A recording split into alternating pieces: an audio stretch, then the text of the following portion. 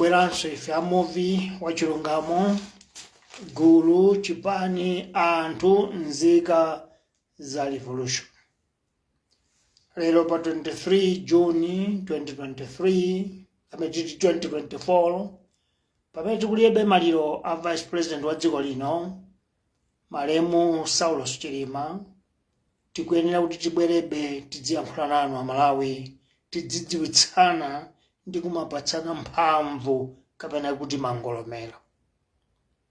Dziko lathu ili kulibe wina aliyense amene adzalipulumutsa ngati tokha inu akefe sitingakhale pansi kuti tipulumutsane, tigawane nzeru, tichenutsane, tidziwitsane.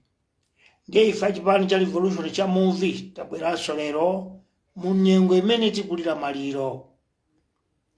Lero la Sabata kapena kuti pa Sunday pa 23 mwezi wa June takubweretsani mutu wa nkhani, koma tisanayankhule mutu wa nkhaniwo timafuna tichenjeze achitetezo a dziko la Malawi a polisi makamaka. Apolisi a dziko la Malawi akugwira ntchito ngati kuti ndi apolisi achipani. Malamulo a dziko lino amatero kuti polisi imange munthu atalakwitsa pophwanya malamulo a dziko, osatofuna munthu, osatofuna kagulu, osati chipani. Kuonjezerapo, malamulo a dziko lino kuyambira 1994 amati munthu aliyense amene amangidwa m'manja mwa polisi si olakwa kufikira khoti litatere kuti ndi olakwa. Songeza kuti akuyenera kuti munthu akamangidwa akuyenera kusungidwa ku polisi kumene iyeyo wamangidwirako, kumene walakwirako, ndipo kwenikweni malinga ndi malamulo a ufulu wa anthu wa democracy akhale mbali yakwawo kuti abale ache adzitha kumadzamuona.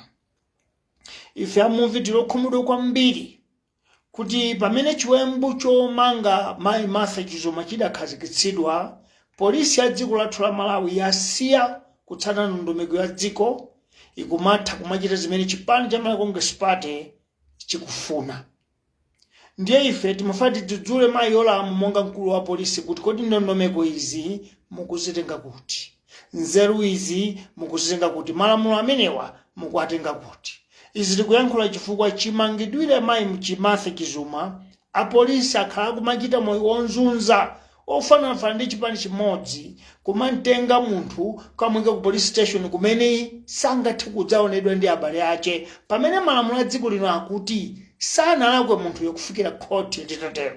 Songezera polisi akunsunga ngati oganiziridwa kuti ngolakwa.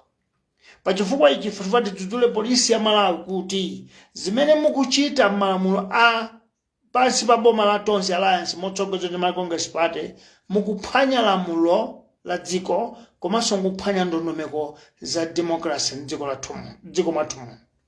Izi tikuyankhula chifukwa chimangidwire Mayi Martha Chizuma malo mosungidwa ku polisi imene anali pafupi ku area 30 adapita nawo ku polisi ya kukana Mitete. Kumangidwanso kwa omenyera ufulu Boni Kalindo wakhala akunzunzira kumatengedwa ku Salima, ku Nkhotakota, ku Kasungu, pamene munthuyo malo ake okhala ali ku Blantyre kapena ku Lilongwe. Izi apolisi mukuchita monzunza chifukwa malamulo a democracy mulibemo. Kuonjezerapo timafuna tiyankhulenso mawu awa kuti zimene apolisi mwene kuchenjera nazo nzoti mwakhala mukumanga Boni Kalindo maulendo ambiri ndipo ku khoti amakapezeka kuti alibe mlandu. Nthawi yakwana Department ya polisi khale ndi mbali imodzi ya za chilungamo idziunguza kaye pamene boma kapena amphamvu akaliuza kuti kamangeni uja adzina kuti kachita manyazi chifukwa ku khoti amangotaya milandu iyi. Izi tikuyankhula chifukwa Boni Kalindo milandu yawo yonse pepani izi adzachitika munjira ina pano tikonze pamenepo zikomo kwambiri.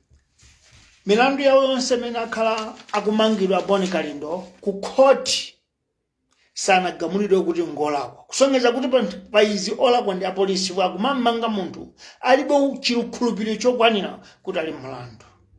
Ife ngati chipani cha revolution choyamba m'dziko mwathu muno tikufuna tidzudzule polisi kuti zimene mukuchita mukuthandiza boma limene lilipo kumabwezera zinthu, kubwezera dziko kumbuyo.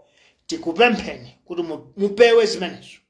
Mupewe zimenezo osangomanga munthu chifukwa choti chipani chanena kapena boma lanena. Chifukwa ku khoti mukupitako mu anthu awo akapezeka kuti ngosalakwa. Iyi inali mawu ouza polisi kuti aunguzenso bwino tikuvomereza ntchito yanu kutsatira chitetezo kapena kukhazikitsa chitetezo, koma pamene aboma akumakutumani zinthu zoti mukachitanazo manyazi ku khoti pena pache kumatsutsako. Pachifukwa ichi ife tikuti polisi ikhale ndi nthambi ya zachilungamo kuti dziyamba yaunguza kaya kuti kodi milandu iyi tikakhala nayo khoti silikalakwitsa.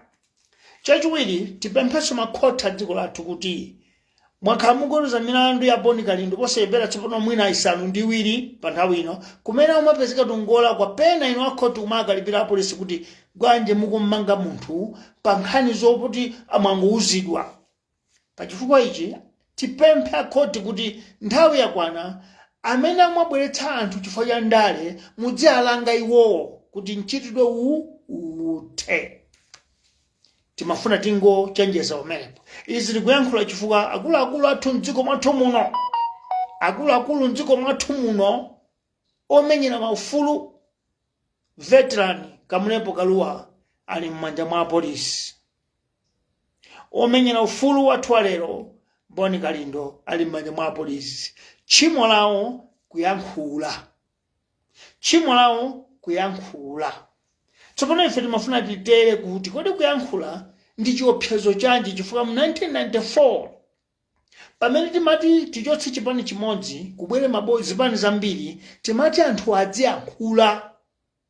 Mawu sapha munthu, mawu sautha nyumba, mawu sagwetsa boma.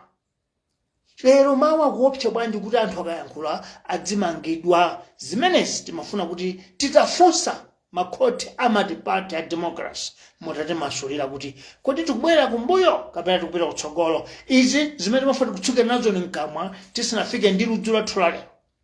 Ludzu lathu lalero likuti mutu wankhani. Tonsefe kuyambira 2019 pamene timafuna kugwetsa boma la DPP tinkanena kuti tisinthe kaganizidwe tiganiza mwatsopano. Lero ife tikutha kuona kuti kaganizidwe keja takabweza, tikubweza kaganizidwe. Pa Chingerezi kuti mindset reverse. Dziko lathu lafika pa mindset reverse, ndiye tikuti anthu mukadzamba kuchita mindset reverse dziko limenelo lili pa chiopsezo chondikhoza kupya, pakhoza kuchitika zina zache zolakwika zoyipa chifukwa mwayamba kubweza maganizidwe osasintha kaganizidwe. Pachifukwa icho tikuti dziko lathu lili nthawi yakwana yoti Amalawi ife tiunguze mozama kuyang'ana mtsogoleri wamasomphenya atsogolo komanso mtsogoleri amene oganiza poyang'ana anthu 20 million. Osaganize poyang'ana chipewa chache chachipani, nsalu yake yachipani, koma oganiza anthu 20 million. Ndiye mtsogoleri amene tikumfuna kuyambira chisankho chingabwera ichi. Ndiye ndikupempha Amalawi nonse kuti osayang'ana makaka achipani tiye timuyang'ane mtsogoleri amene kuti kodi uyu akuyang'ana ndi oganiza mwanzeru, ndi oyang'ana dziko lonse kapena akuyang'ana chipani chake ndi mtundu wache ndi chigawo chache. Funso ili Malawi aliyense kunja nkhale mkati mwa dziko lino tidzifunse kuti tikamasankhanso mtsogoleri tisachitezo mistake yomasankha atsogoleri oyang'ana chipani, oyang'ana chigawo, oyang'ana mtundu. Tikuyamba motero dziko lero. Dziko lathu la Malawi kuyamba kumene kutsopano limadziwika kuti dziko la mtendere. Aliyense kati wandale kati wachali chamene dziko la Malawi dziko lokonda ufulu, dziko la mtendere. Koma ndimafuna ndikuwuzeni za Malawi kuti dziko lathu lisikuti makonda mtendere, koma pena pache ndife anthu oti munjira ina umbuli udatikulira chifukwa kusadziwa malamulo kumapangitsa anthu kukhala osadziwa kolowera.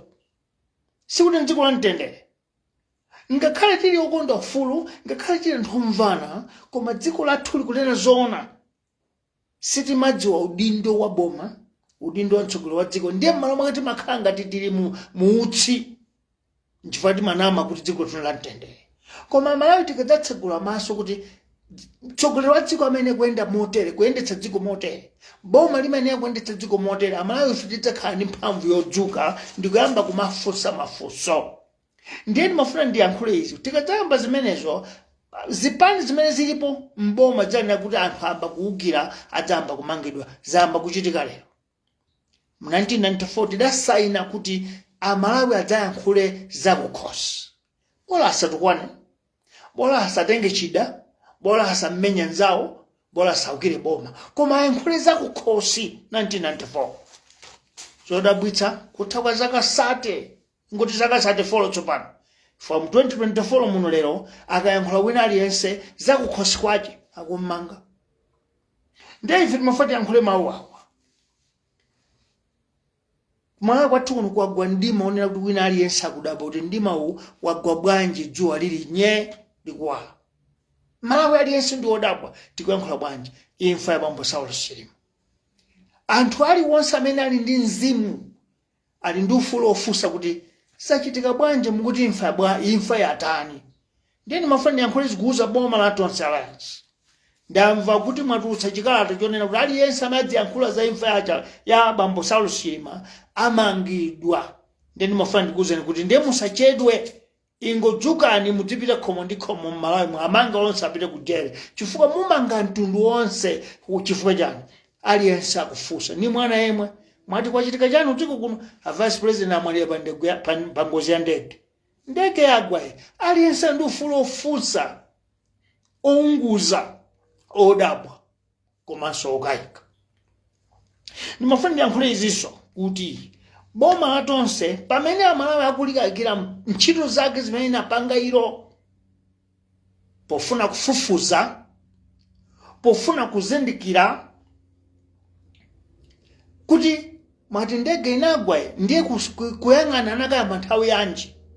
A president analengeza kuti kufufuza kukhale kwa nthawi ilali bwanji. Zimenezo zimene zikumpangitsa munthu kumafunsa mafunso. Tsopano ife timafuna tiyankhule izi ngati chipano. Ngati munthu akufunsa funso ndiye kuti boma likuyenera kumuyankha munthuyo ngati sakufuna pakhale mulandu. Koma ngati munthu akufunsa funso boma nkummanga asanayankhidwe ndiye kuti boma likulephera ntchito yace. Leroli makwaya akutero kuti sidaone imfa yotere makwaya. Lero apolisi apita ntchali chokamanga kwaya funso loyamba.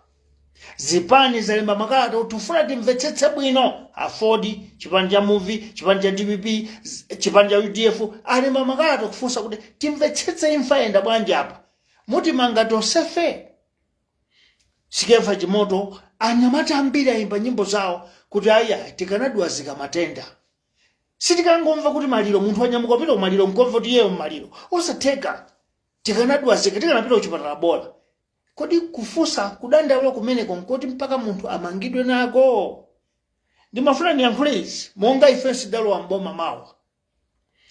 Kukhala ndi moyo umene unkwapatsa anthu kuti ayambe kukayika kuti ife tikuchita mantha ndi chani. Chifukwa ntikuamanga anthu ndi kuti tikuopanji mukudzipangitsa kuti anthu ayambe kukayikirana. Mmene anayankhulira president kuti nanenso ndifuna ndidziwe ndiye kuti mukanasi anthu ayankhule mmene angathere.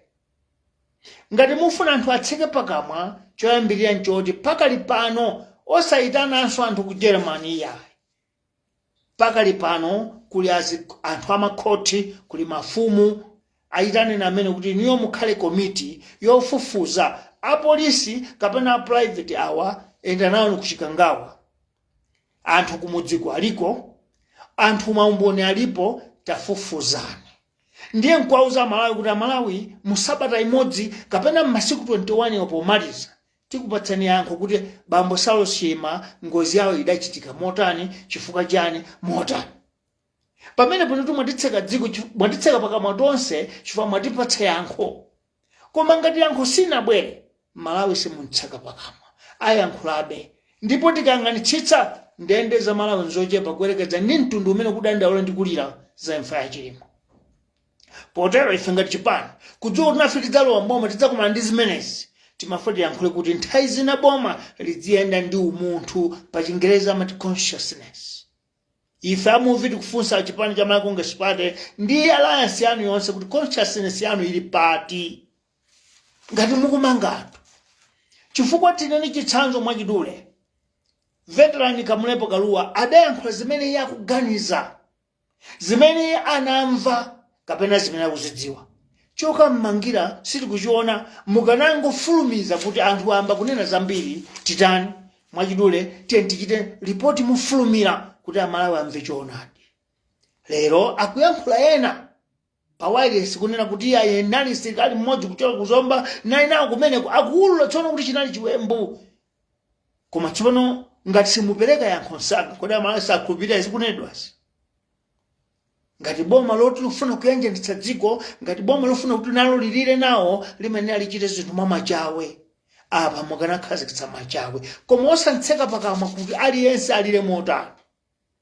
ndimafuna ndikumbutseni za president Chakwera chipani chimene mukuyendetsa nchipani choti chili ndi mbiri yoyipa yokupha chitsanzo chachikulu nchonena kuti chipani chanu chinapha Adiki Matenje Aloni Sangala David Chiwanga komanso Aloni Kadamu chipani chanu chinapha anthu umboni unachitika kutachitika commission of inquiry mboma amatipati ndiye lero kuti mudzatseka anthu pakamwa anthu sakayika anena kuti nchipani kukhala kwache ndiye ife timaganiza kuti monga chipani chionera kuti chikufuna boma la anthu onse aliyense amve kukoma zikagwa osangana kukoma kwa chipani tiyang'ane kukoma kwa dziko osangana zophimba za chipani tiyang'ane zophimba za dziko kuti dziko likuti bwanji ine ndili kunja ndikuyenda mayiko osiyanasiyana ndikapita kulikonse chimene ndikumauzidwa nchoti kwanu komwe apha president wanu wachiwiri otsatira president wanu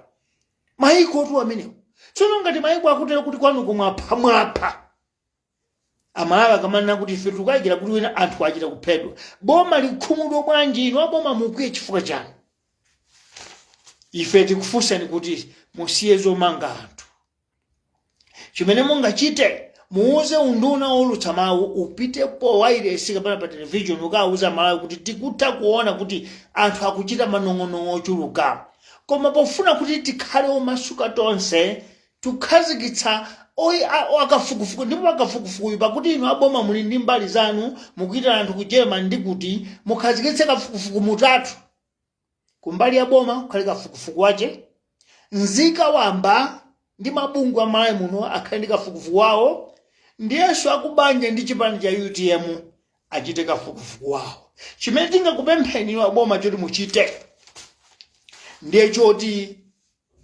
akulu asilikali a mdziko muno bambo ndanamelati Valentino Phiri mwapumitse pa ntchito ayime apo kuti wina aliyense adzika wafunsa mafunso zimene akuzidziwa koma sizitheka kuti adzikafunsa mafunso ali pampando chifukwa udindo wawo ngosafunsidwa mafunso ndi waukulu koma ambe apuma ndiye na onse amene amugwira ntchito ku airport kunzuzu komanso kulilongwe apume kaye kutapita ni kunyumba mulikaye pofusidwa muli pa inquiry ndiye mukakhala mu office muno simuthopereka yankho anthuso sakupezani pano mutakhazikitsa mfundo izi amalawi atseka pakamwanira kuti udikira boma chifukwa boma latipatsa mphamvu kuti amalawi tifufuze tokha koma mukati inuyo boma mupakhazikitsa ndondomeko imene ndiye palibe ata akhulupirire ndipo kuyankhulaku sikutha ndiye pakuti mwayamba mtima omanga anthu mumanga aliyense mpaka mumaliza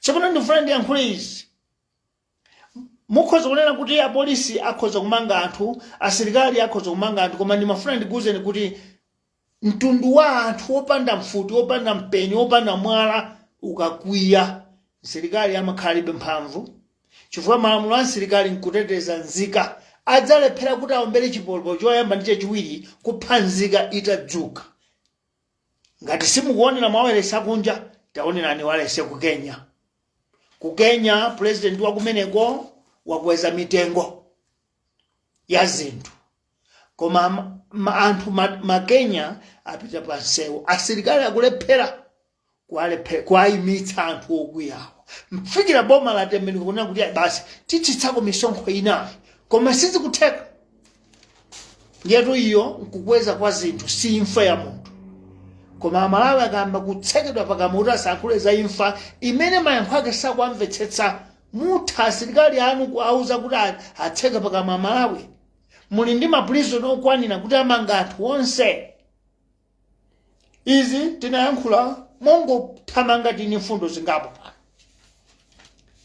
Ndimafuna mudziwe izi. Chimene chapangitsa Malawi kukhala aufulu kwa zaka 31 ndi umbuli. Koma pang'ono amalawi akutha kuzindikira kuti boma udindo wake ndi kuyang'ana dziko, kuyendetsa dziko bwino mokomera anthuwo, komanso boma lidzipereka choonadi pa zimene chikuchita. Ndi amalawi ambiri akadzadziwa kuti zimene sizikuchitika, silidzakhalanso dziko la mtendere. Fa mtendere umene tikunena munowu waukulu wake ndi umbuli, si mtendere. Mtendere umati ngati mwakwiya onetsani kwiya kwanu, ngati mwakwiya dzukani muyankhule ndipo boma liyankhe, ndiye mtendere umenewo. Koma wamwathu muno si mtendere, ndi mantha kapena umbuli. Ndiye ife tikufunsa boma kuti musapangitsa Malawi kuti ataye ufulu wawo, ataye mwambo wawo, kuti ayambe kupanga zisokonezo chifukwa cha khalidwe lanu. Chifukwa izi tiyankhule motere. Makamaka pa ndiyankhulira President Chakwera. President Chakwera muvomene kuti mulibe alangizi amene akuwuzani zoona. Muvomereze kuti alangizi anu onse akukupotozani chifukwa mtsogolo wa dziko chiyambire pa mpando pano pakukhala zimene mayankhula sizimachitika. Malo mwaka Malawi dziko likuti president wathu sakudzayimira kuchita. Amayankhula koma boma lake silichita. Amayankhula nduna zake sizichita. Ndiye funso nkuti akuperewera munthu uyu. Amalawi akutero tsopano chifukwa dzana lomweli pamene timalira mtembo wa Chima kuti ukayikidwa mawa pa Bingu Stadium, munayankhula president mukutsindika kuti inenso nani ndifuna ndidziwe chapamphanga ndi chiyani. Ndipo wina aliyense asatsekedwe pakamwa chifukwa ulira satsekedwa pakamwa. Munatero funso tsopano likuti chifukwa chani boma lanu likumanga anthu amene akulira. Chifukwa olira amatonera kuti kutukwana azembuya awo pamudzipota, mwandiphera mwana wanga inu mwandiphera fa tsitsi lanulo, zimatheka. Koma sinde kuti anu wake mudza kammange molira uja fa kulira wache.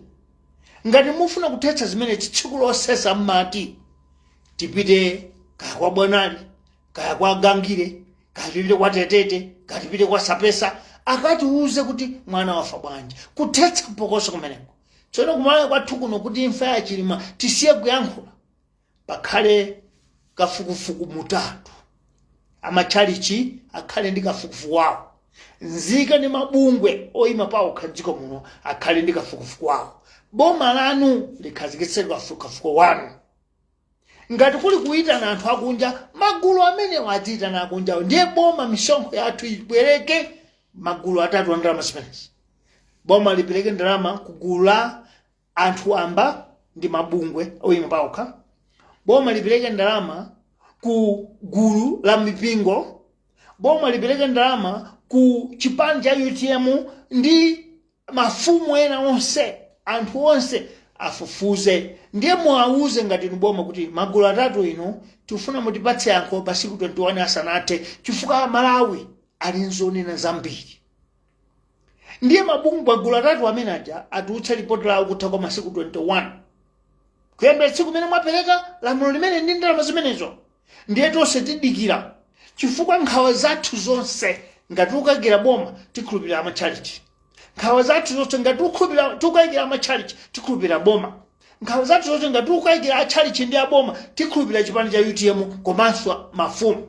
Ndiye kuti atidzidziwani kuti malipoti atatu ngati abwera yankho imodzi, munthu yuda anamwalira mu chilungamo chimenechi. Koma ngati pata abwere mayankho ena, ndiye tidzakhala ndi mafunso kuti nanga malipoti abwera osiyana atatu chifukwa chani.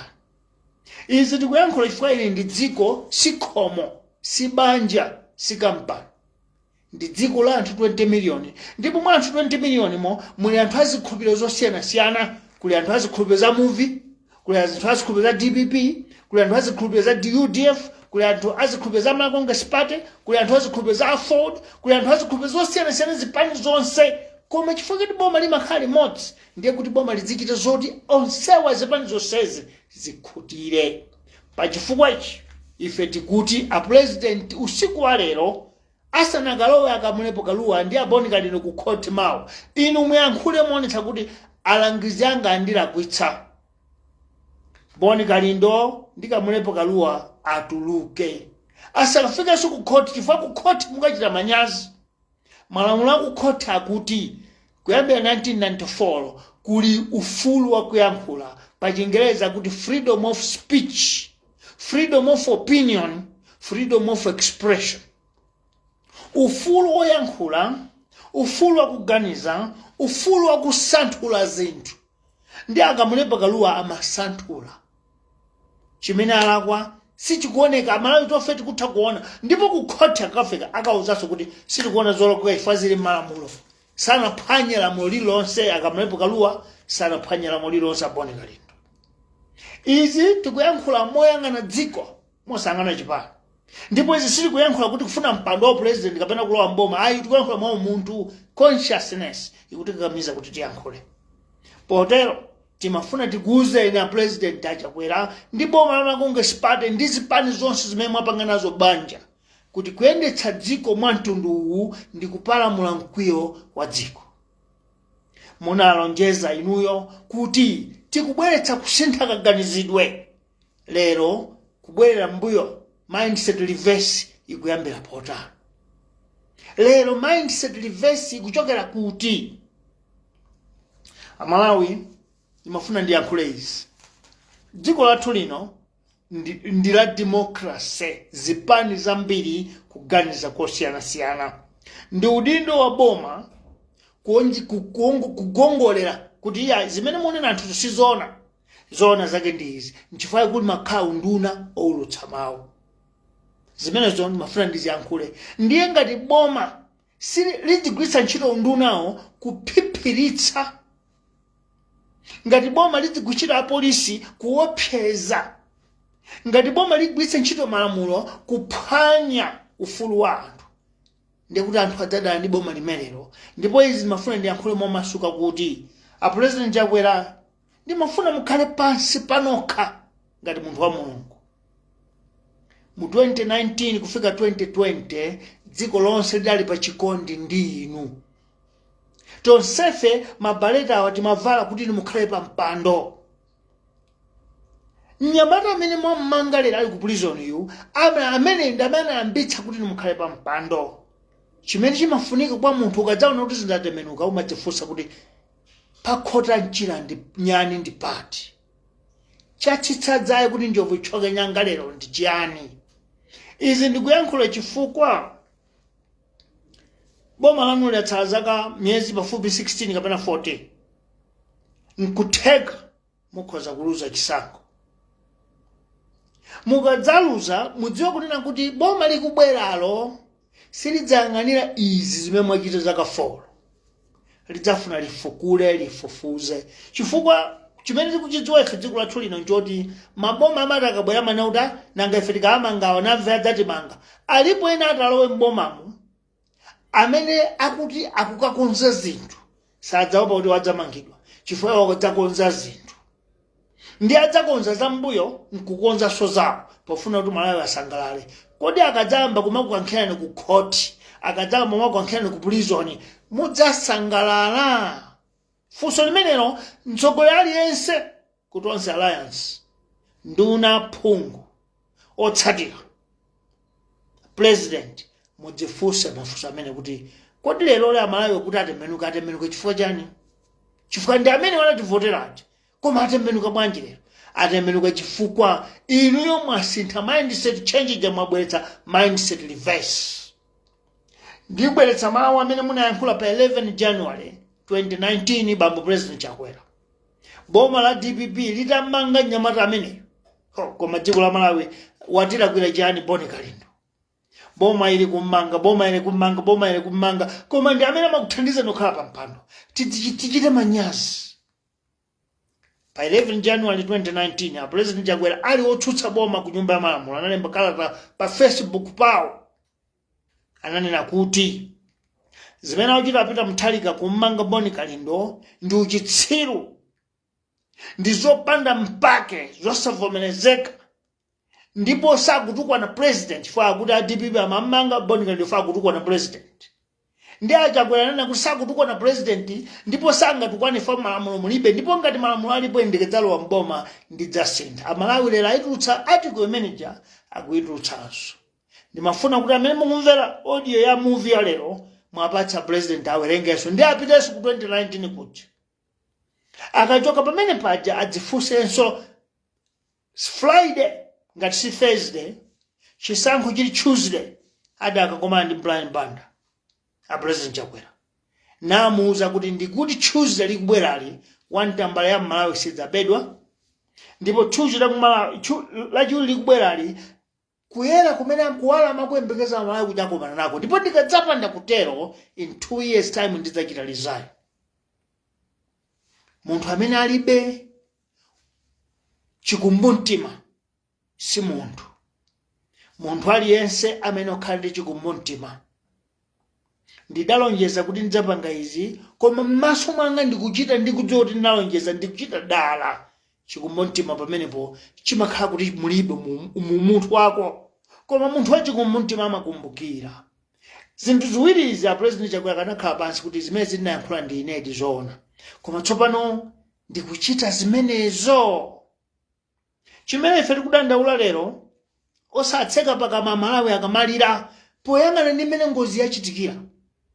Chifukwa lero kuli mawu osiyanasiyana ndege sinafike kunzuzu iya ndege yafika kunzuzu yabwezedwa ndi boma la Malawi liyenera kupereka umboni kuti Malawi choona nchakuti ndipo pakuti ndi mmene mwachendetsera njiro zanu apa sitikhulupirira pakama pathu panupo nchifukwa kuti ukhale kafukufuku wa magulu atatu. Timve malipoti atatu akabwera ripoti lofanana tidzatseka pakamwa tonse tidzalira maliro kuti ngozi inali ngozi basi. Koma ngati malipoti atabwera osiyana ndiye mudziwe kuti kuyankhula konse kudzatha mpaka kalekale kufikira boma lina lobweralo litadzafukulanso maliro awa onse 9 ndikudzawunguzanso. Wina aliyense amene akhudzidwa apa atakalowa ku jail ndipo mupemphere boma lisadzakhala la movie fo likadzakhala la movie amene watumiza achilima kumanda naye sadzatsatira chifukwa tikudzasintha malamulo opha adzayenera kuti aphedwenso chifukwa mzimu wa munthu siwongotengedwa ngati wa nkhuku ayi. Madzulo ano ndimafuna kuti ife ngati achipani cha movie tiyankhule mawu awa. Dziko lathu kwa zaka 60 tsopano tikamalowa mchisankho cha 2025 ichi likhala tandufu li ndufu wa zaka 61. Amalawi povota ndipo osankha mtsogoleri tikumayang'ana amene ndalama ali wophunzira ali wachipani chakuti ali wa banja lakuti. Lero ndikupemphera tiye tiyang'ane ubongo wa mtsogoleri ameneyo. Tiye tiyang'ane ubongo wa mtsogoleri ameneyo chifukwa dziko silingakhale likulira mpaka zaka 60. Taona maiko anzathu akumasuka akuchoka mu mfunja za mdima akuchoka m'mavuto maiko anzathu akulowa mu mtendere. Taona zimene zotonse Tanzania yamasuka mu mphawi mfunja za umphawi yavuka. Zambia lavuka mu mfunja ya umphawi. Mozambiki yavuka mu mfunja ya umphawi. Ife tidzakhatiri pa umphawi mpaka lekale. Izi ndikuyankhula kuti pamene tikupita kusankha boma namba 7 tikhale ozama poganiza. Atsogoleri okula mtima, atsogoleri okhala ngati nkhosa koma mkati muzilimi ayilimi mbulu kumayang'ana m'maso. Dziko ili tili ndi moyo tinene utembenuka. Dziko ili ndi moyo tinene utembenuka. Ndipo ndiyakuwuzeni izi zonera kuti chipani cha mphamvu nchakuti ine ndingakumasuleni apo. Maboma ambiri akuonongeka kusokoneza kuyendetsa dziko chifukwa cha chipani cha ndani. Zimezi muzimvetse chifukwa boma likafika chipani cholamula chimakhala ndi mphamvu ndi anyamata ake mayufi akuti makadeti akuti machani amene ajadziononga pofuna kuyira kumbuyo mtsogoleri wawo. ndiye ndifuna ndikuwuzeni izi, ukakhala ku State House zambiri zochitika ku Mchesi, ku Ndilande, ku Bangwe, ku Nzuzu, mtsogoleri samazidziwa, amangodzamuzo takonza kale. Ndiye tisamale ndi mphamvu za chipani. Dziko lathuyi likuyenera kuti pabwere boma, chifukwa pakali pano nkhalira kuti ndisiziteka, koma kubwere boma loti asanakhale pa mpando mtsogoleri anene kuti ndisanalumbiritsidwe kapena ndalumbiritsidwa koma ndisanasanga nduna. Tiye tikonzekaye malamulo a dziko lathuli. Ndi Amalawi ndi chipani cha Muvi chokha chimene chikuti sichidzayendetsa boma malamulo ake amenewa. Ngati chasankhidwa kukhala pa mpando, kuuza mafumu onse, amakhoti onse, akuluakulu onse tiye tisinthe malamulo. Mtsogoleri asakhale ndi mphamvu koma azichita mantha potsata malamulo. Chipani cha ndale chisakhale icho choyendetsa dziko, chifukwa icho chilibe mphamvu pa malamulo kuti chiyendetse dziko. Oyendetsa dziko ndi president wa chipani chimenecho. Ndiye chipani icho chisaone boma ngati mgodi wake olemerera. Mafuna ndikuwuzeni izi, kuyambira 1964 Amalawi amene ayamva kukoma mdziko muno ndi azipani. Munditsutsa ngati kunama. Amalawi Congress Party kuyambira 1964 ndi amene alemera, ndi amene alema business. Chitagwa chipani cha Amalawi Congress Party 1994 amene adzalemera ndi achipani cha UDF, osapota chipani cho ndi masapota omwe amamva kukoma, chifukwa ngakhale pogulitsa malonda amakana kuti ife ngachipani. Kandi pa malamulo amene raphwanya lamulo fa ndi achipani. Kuchoka 1994 kudzafika 2004 DPP inadzatenga masapota zake ndi chipani chonse anakhala olemera. Zachitika choncho mpaka lero taonera tonse alliance. Lero tiye tikayang'ane ma business onse aboma aupatsidwa ndi achipani cha Amalawi Congress Party makamaka. Tiye tiyang'ane mgongole za boma NEF. Ndikuwuzani izi, kunali Demat 1994, kunali Sedom 1994 amene anapindula ndi achipani chotsata UDF. Zachitika chakangati chikhalidwe pabwere boma loti lidzaphwanya miphika imene. Ndiye ife ku revolution kuno tikutero kuti business iliyonse mboma life sidzayenera kuti patsidwe fa cha makaka achipani. Nchifukwa kuti matenda boma, makontrakt a boma adzapekedwa kunzika malinga ndi ma province. Province ya kumpoto alandira tenda yakuti, province ya pakati alandira tenda yakuti, province ya mphepete mwa nyanja alandira tenda yakuti, province ya kumawa alandira tenda yakuti, province ya kumwera alandira tenda yakuti, province ya ku diaspora nawonso alandira tenda kuti msonkho wa Malawi aliyense adzapindule nawo. Boma number 7 ngati mungadzavotere Muvi, koma ngati sitikonza apa ufulu wa dziko lathu lino udzakhala wazipani. Munali ndine Bantu Sanders Juma, President Commander in Chief wa chipani chatsopano cha number 14 dziko muno cha Muvi Wachilungamo Revolutionary Party. Mukhale mdziko lopambana, koma pempho langa loti boma ili likapitiriza kumamangabe anthu kukhoti nkumaka masutu alibe milandu, tisasekerere kwambiri chifukwa kutsogolo kwacheko mindset reverse ilowera kwa aliyense. Komati mdziko mwathu muno kuyambira 2020 tinanena kuti tikuchotsa mindset reverse tikubweretsa mindset change. Kusintha kaganizidwe, kusintha machitidwe, kusintha maonedwe a zinthu, kusintha njira zopangira zinthu. Tsopano tikamabwera kumbuyo tisintha, zikhale ndinu Amalawi kuganiza. Zikomo kwambiri.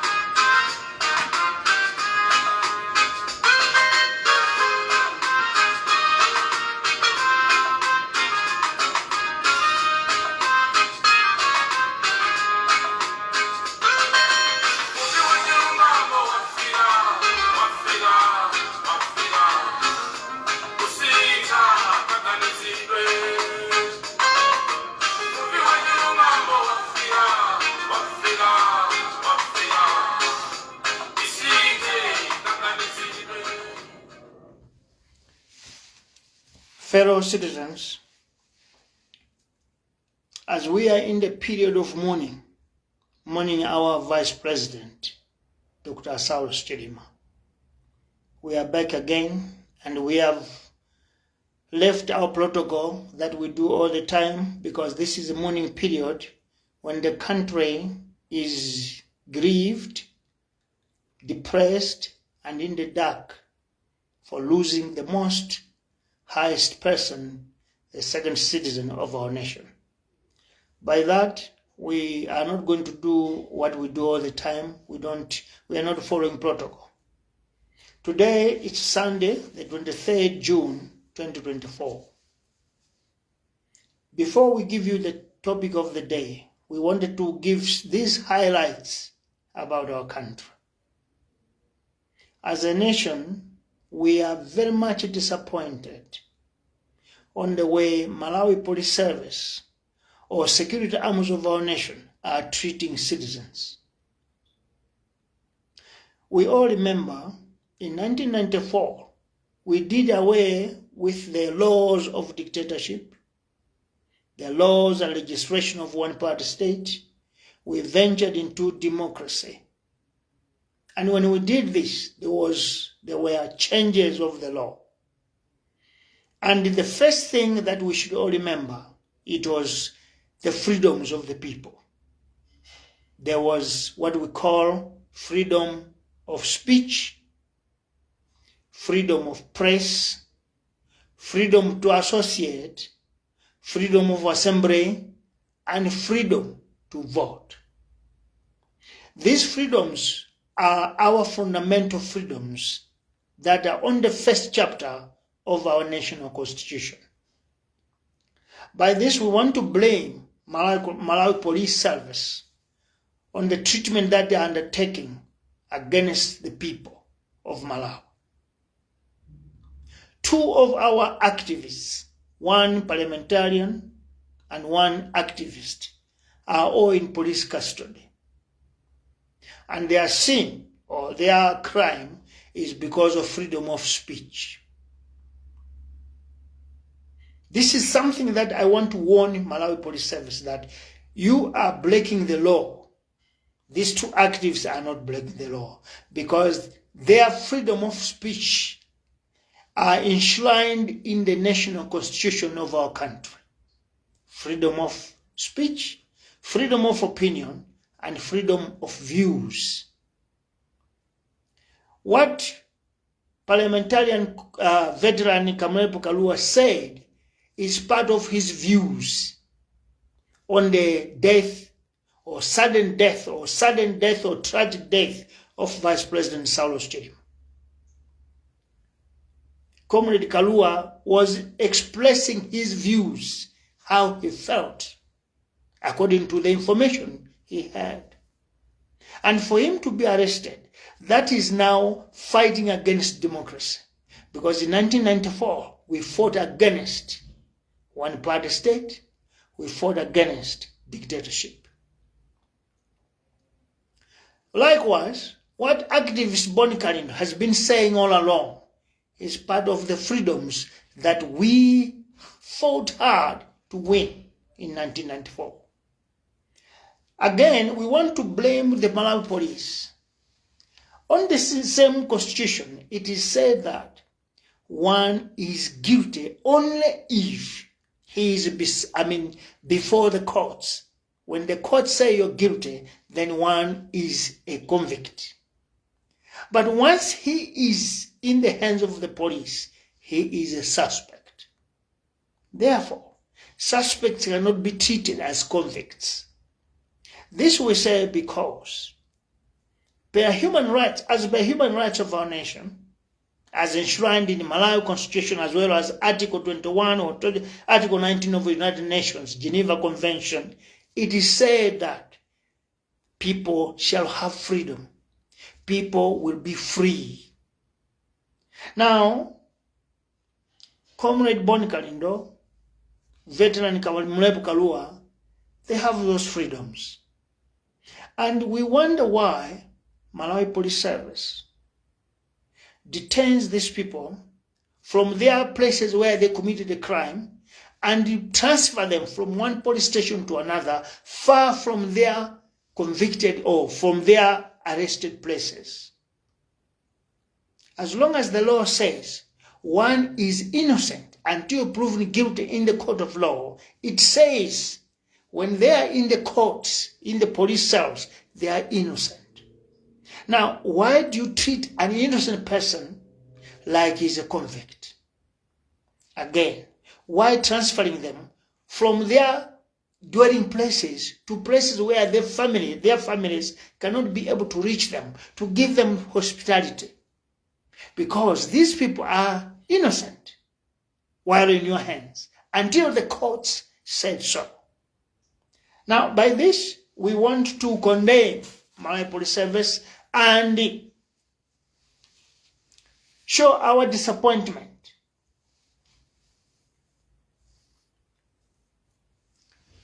to Inspector General of Police, Madam Yoram, that what you are doing with the police service is against the laws of this country. Well, that's what we wanted just to put in as a highlights of the day, but here is the topic. Our topic of the day is mindset reverse is a dangerous path for Malawi. Malawi is going through a mindset reverse path, which is very dangerous.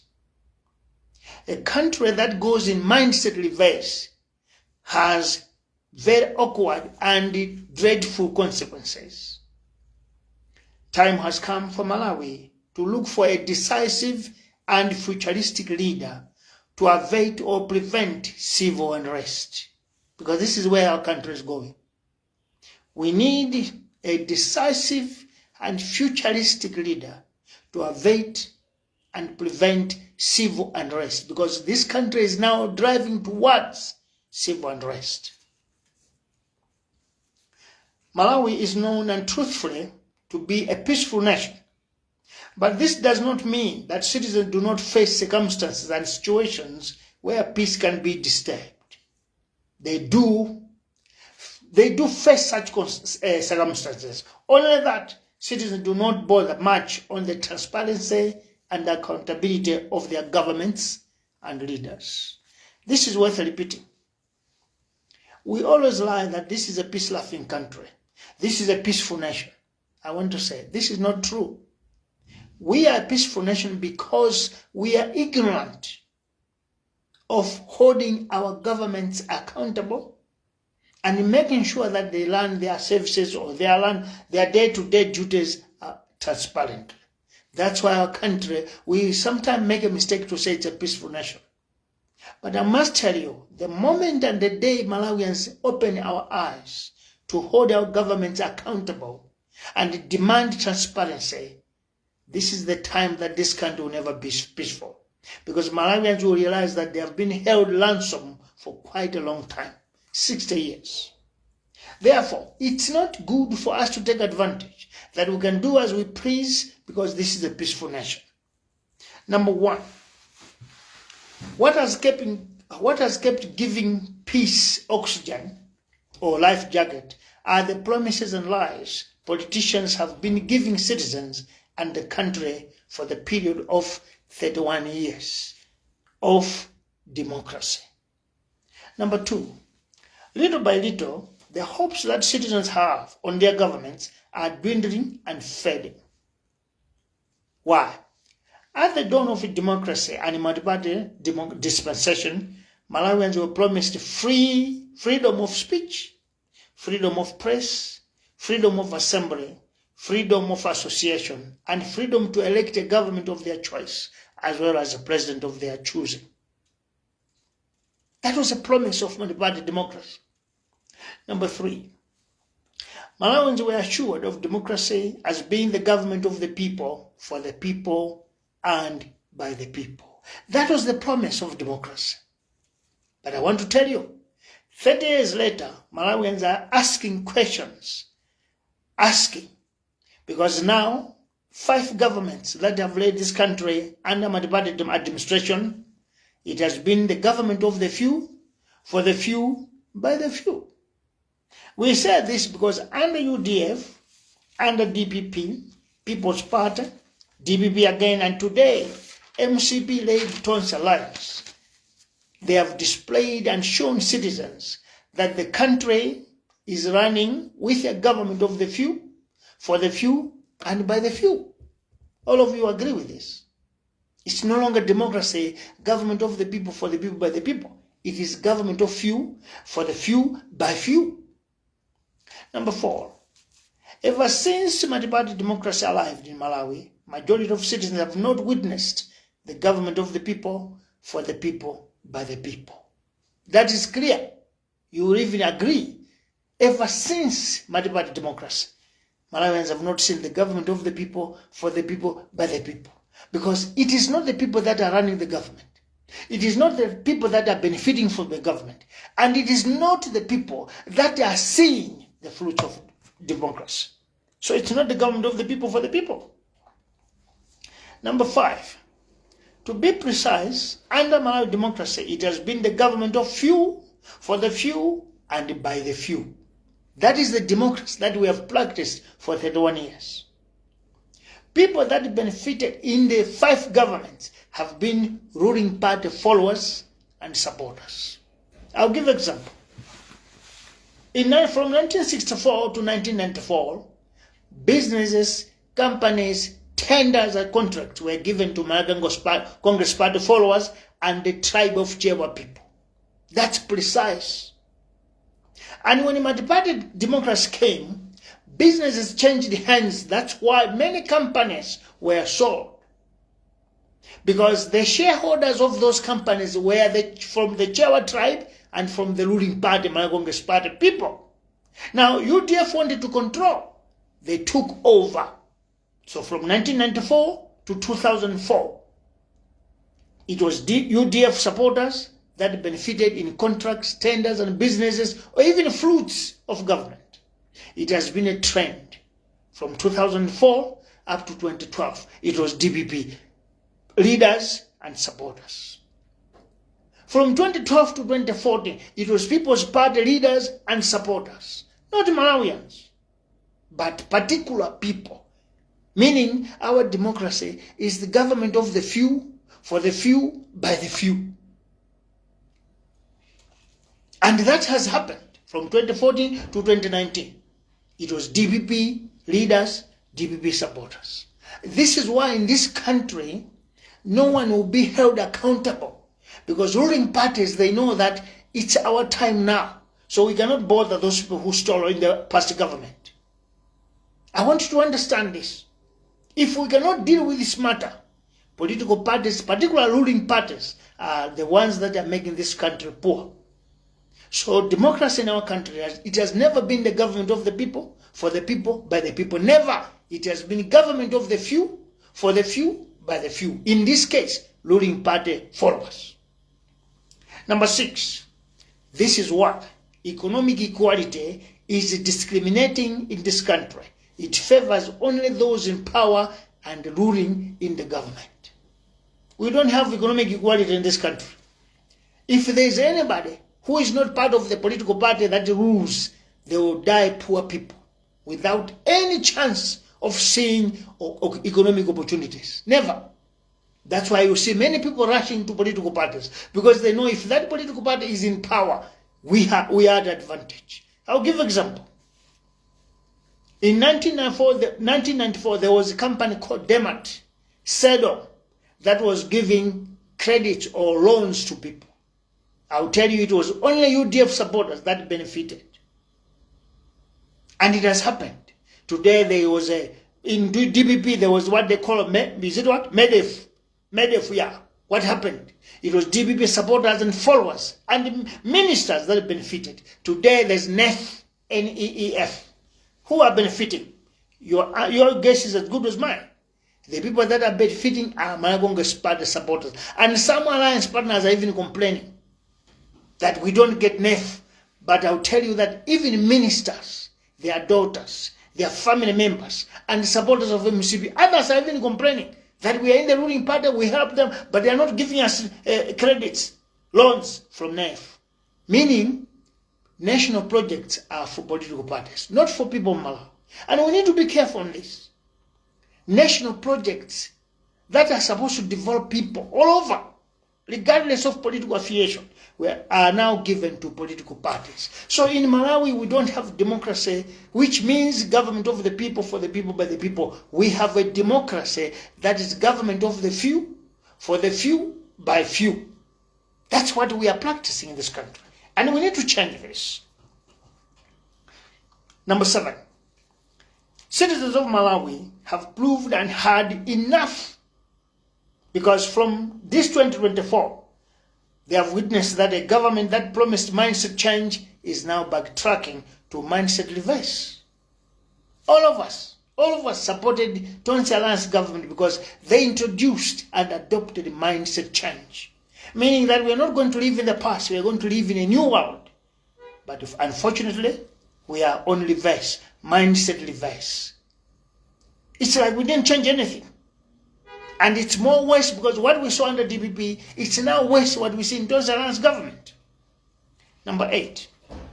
Tonsi Alliance government, particularly my Congress party, went out and about repenting and confessing of its sins and promised to be a born-again party. You remember my Congress party promised to be a more democratic, and it went out to seek friendship with families and victims and stretch their hands for forgiveness and reconciliation. You all remember that. Number 9. Tonsi Alliance government, led by my Congress party, did not only promise democracy and reconciliation, they also adopted mindset change.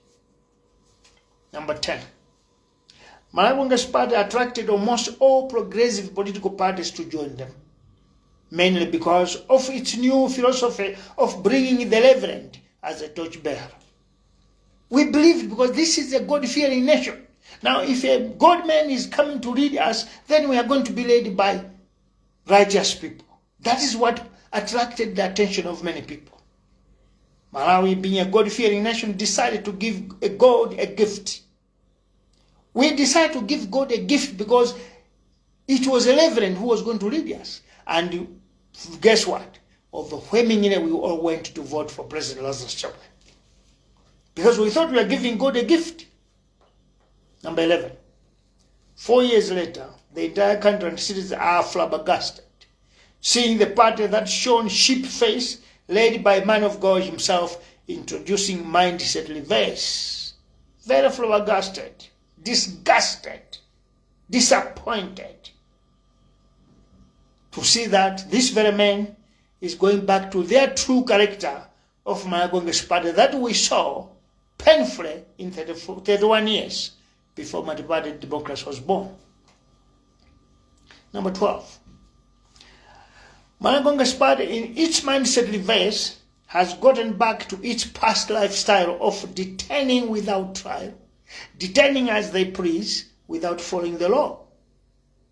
And now we are hearing news that there will be assassinations too. And we cannot even deny that, because there are detentions and the way they move people from one police station to another. One will question, what's wrong? What's the motive behind? Activist Boni Kalindo has been detained several times now, and all his cases have been thrown out by the courts.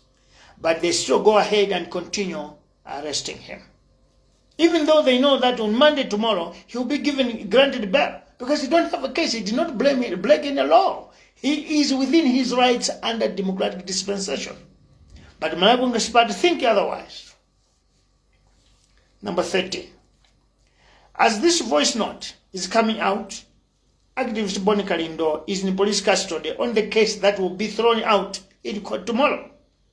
Because in 1994, Malawi adopted free speech and allowed freedom of press, assembly, and freedom of opinion.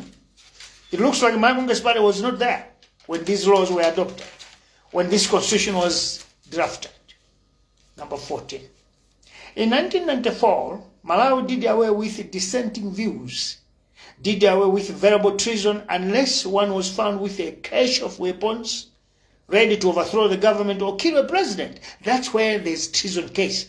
But talking We did away with dissenting views, and there is no treason by talking, because the freedom of talking, freedom of expression, freedom of speech. Number 15.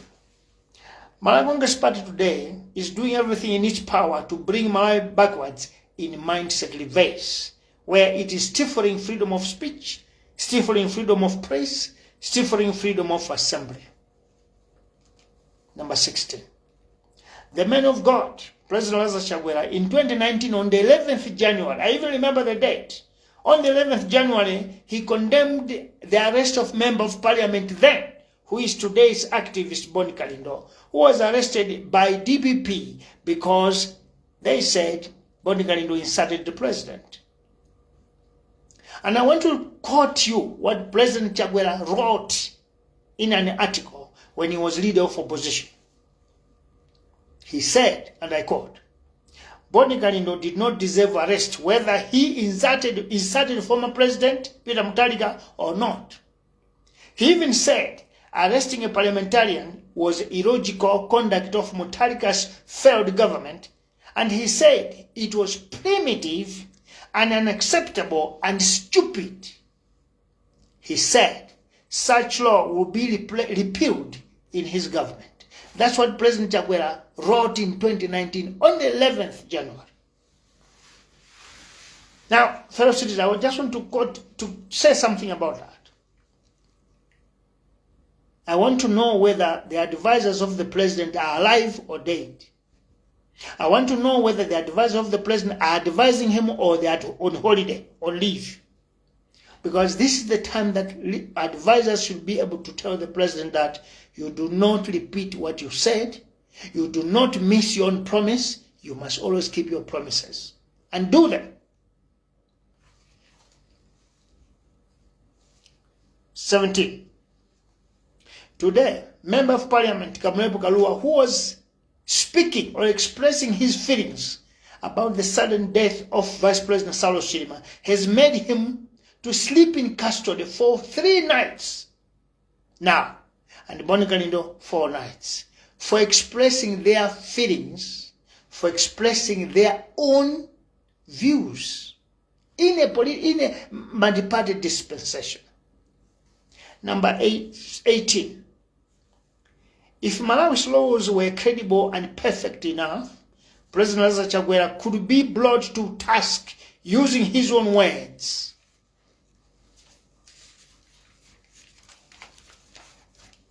The constitution of the country demands that a person who must stand the position of a president must be a person of sound mind. I want you to quote that word, a person of sound mind.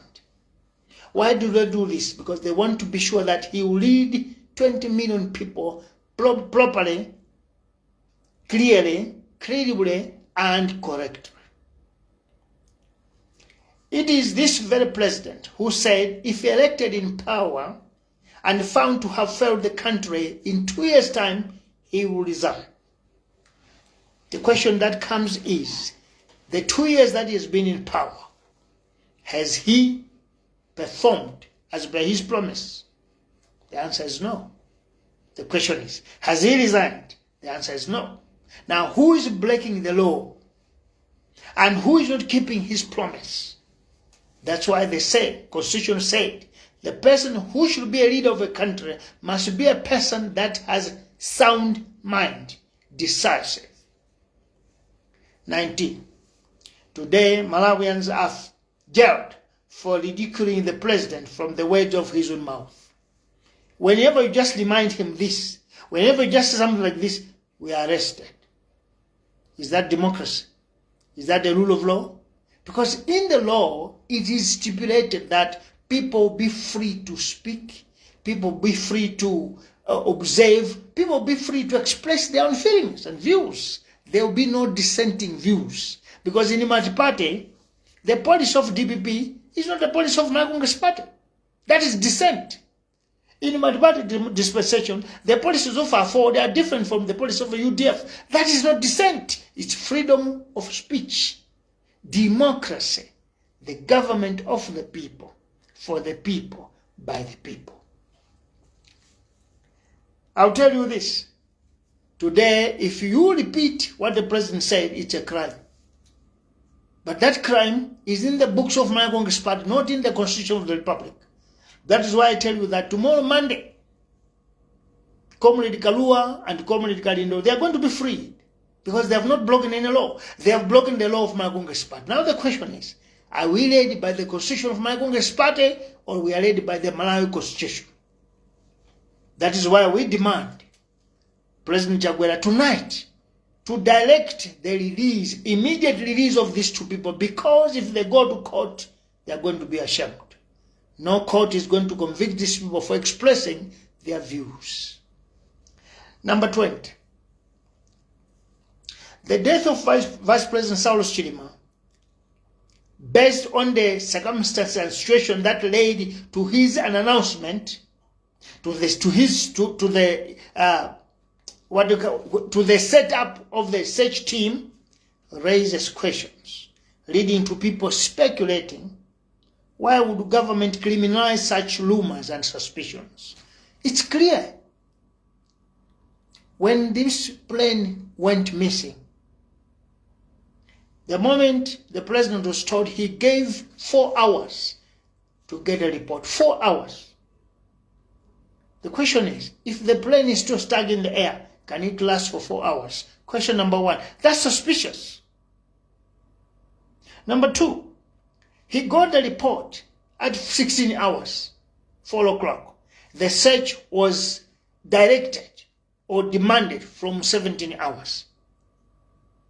This is an accident involving a plane airborne. Why? So people have the right to question, people have the right to speak or speculate. What should be done? We are advising government.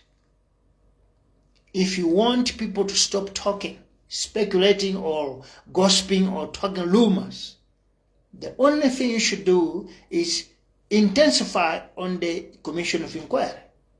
In our case as a party, we demand 3 probes or 3 commission of inquiries.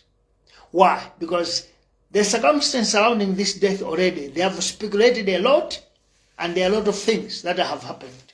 Therefore, one report will never be authentic. People will not believe it. Therefore, we demand 3 of them. 1, government must have its own commission of inquiry. 2, church organizations, civil society organizations, and individual people must probe their own commission of inquiry, institute their own. Thirdly, United Transformation Movement, UTM Party, and the family of the Chilima must have their own probe. Now, here are the conditions for that. The Army General of the Malawi Defense Force must be given leave to stay at home and not come to work. Everyone who was working at Kia Kamuzu International Airport, where the plane left from that tower, they must also be given leave to go home, as well as those that were working at Nzuzu Airport, so that these 3 groups can be able to meet them, find them without any restrictions. Because if the general of the army is still an army commander, people will not be able to access him. Therefore, we demand that these people must be relieved of their duties so that they can be a neutral investigation and witnesses can be able to get proof of what really happened. Number 21. Member of Parliament Kamepo Kalua, based on his opinion, is detained instead of government just come with correct records to quell the suspense of citizens. Because it was just easy. No, what Mr. Kamulepo Kalua is not true. What is he saying is not true, but this is the truth. Government could just present that truth than arresting people. Now we have heard that there's a directive that whoever is found speculating or talking anything about the death of the vice president is going to be arrested. Now we want to question the government. Do you have enough space in prisons and police cells to arrest 20 million people? Because this is a concern of 20 million citizens. You go to church, there's a choir demanding investigation and suspecting foul play on the death. Are you going to arrest Kwaya also? Skefa Chimoto also composed a song that he would rather go to the hospital and see Mr. Jirima maybe dying of a disease. Are you going to arrest him too? And there are many of us that are suspicious of what happened. Are you going to arrest all of us? Let us advise. The best you can do as a government is you have all mechanism of state. Implement or institute quickly an investigation, a clear one, and then come with an answer to the people. That's all. But you are not going to tie the mouth of citizens. And President Chakwera said this at Bingu on the date that we had a funeral ceremony. He said, you don't stop people on the way they cry or they mourn. You cannot censor people on how they should mourn their loved one. It happens in villages. When somebody dead, you have a right to accuse anyone you suspect to be a witch or a wizard. But then tomorrow, you don't arrest people. But the head of the village man, what he does is, if they want to kill that, they said, after burial, the following day, before they sweep the ground, they can go to witch doctors, Wanari, Tetete, Sapesa, Gangire, so that they can prove the truth. So as a government in this case, what you could do is just bring evidence. Just bring proof that this was a true accident. That's all. Then no one will talk. But with what you have done, it raises suspicion already. That's why we call for 3 probes, so that Malawians will be able to peruse 3 reports. A report from government, a report from individual citizens and church organizations, and then a report from the family and the party that he formed, UTM. This is where Malawians will keep quiet, because we'll have power to compare 3 reports and find the proof. Let me say this again. You may think that maybe you are the one who's in the government today, so you can maybe try to delay justice, or maybe you can be able to put under the carpet the truth. But I want to tell you, after 1994, each and every government will last 5 years or 10 years. You may think that since maybe it's another party that is coming and there will be no probe because parties, they benefit from government, let me tell you, if it is the revolution coming into power, it will be painful for you to be running up and down in courts and police stations, because this will be probed again. All the dead bodies will be exhumed and tested or investigated again. So it is important you do it now. Unless there are plans to rig election and give to another party so that you can keep on hiding secrets. But a country that wants to live in peace is always transparent and accountable. So Malawians are demanding accountability and transparency on the death of the vice president, so that we should know. The question that comes is, why is the government afraid? Why are they arresting people? What is it behind? That is where suspicions are raised. But if you've got nothing to do with this death, allow Malawians to speak and speed the probe. There's no need to call Germans to come, whoever. No, that plane has been in our country for ages. Investigation must be done locally. Number 22.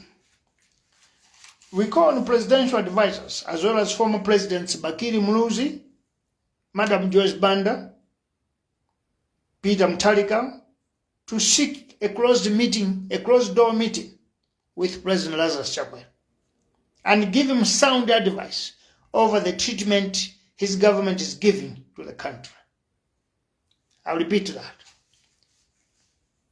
The advisor of the president may not be giving him good advice or sound advice. So we call on the former President Bakiri Muluzi, former President Joyce Banda, former President Peter Mutharika, to have a caucus, a private meeting with the President Chakwera, and give him sound advice. Tell him that this is not how we treat citizens if we are leaders.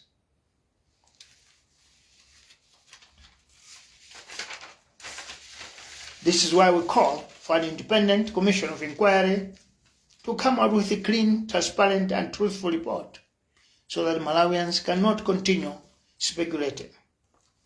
Number 23, or else President Lazarus Chakwera's government will arrest the entire nation, which will breed civil strife and anarchy in this country. Because if this continues, that people are arrested again and again and again, I want to tell you that Malawi police force is outnumbered. Malawi defense force will be outnumbered, because when citizens that are civilians becomes angry, they can never be controlled. And we don't want our country to go that area, that stage. We want our nation to remain a peaceful nation, but a country that follows laws. Number 24. President Chakwera must be informed, even though he is trying to bring this country to dictatorship. He must be informed of the laws of the country, as well as civil society should also stand against him. Tell him that this is not how democracy works. Therefore, we appeal to civil society organizations, former leaders, church organizations, even law society, to have a meeting with President Chakwera before citizens show their open defiance against his government, because Malawians are angry. So you cannot go against the conscience of people. We appeal for your consciousness too. Number 25. A call is made now for President Chakwera to give a directive that Honorable Galua and activist Boni Kalino must be freed before taken to court. Otherwise, the anger of the nation will be upon his government.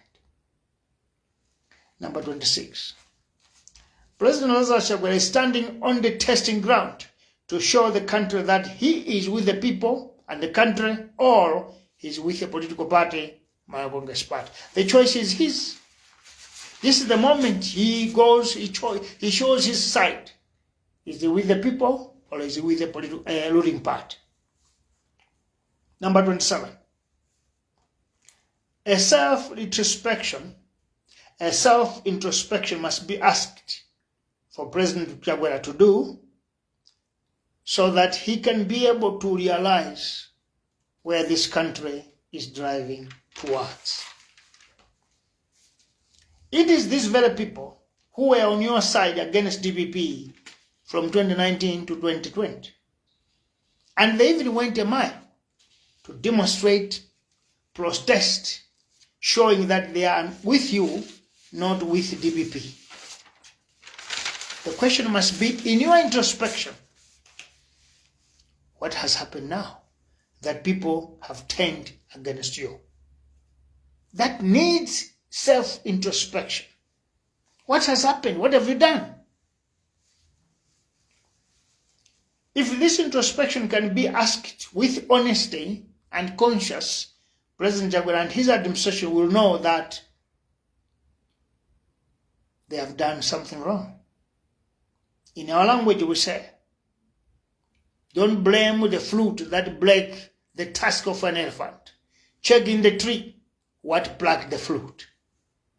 In this, we call upon Malawi Congress Party and President Chakwera to check in the tree, find out what plucked the flute to head the tusk of an elephant on the ground.